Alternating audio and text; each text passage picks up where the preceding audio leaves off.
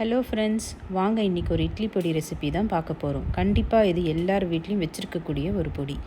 அதுக்கு இன்றைக்கி ஒரு வானலில் 2 டேபிள் ஸ்பூன் ஆஃப் எண்ணெய் சேர்த்துருக்கேன்.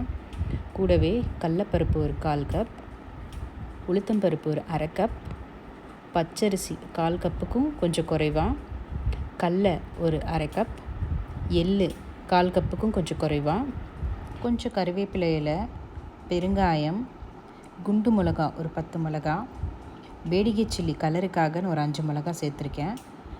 மிளகா நீங்கள் காரத்துக்கு தகுந்தாப்பில் கூட குறைவாக சேர்த்துக்கலாம். இது எல்லாமே ஒரு மிதமான தீயில் பொன்னிறமாக வறுத்து எடுத்துக்கோங்க. உங்களுக்கு ஒன்றா இப்படி வறுத்து எடுக்க தெரியலன்னா தனித்தனியாக கூட நீங்கள் வறுத்து எடுத்துக்கலாம். இப்போ நல்லா கலர் பொன்னிறமாக மாறிடுச்சு. இப்போ இதை நான் ஒரு தட்டில் கொட்டி ஆற வச்சு எடுத்துக்க போகிறேன் ஃபேன் காற்றுல.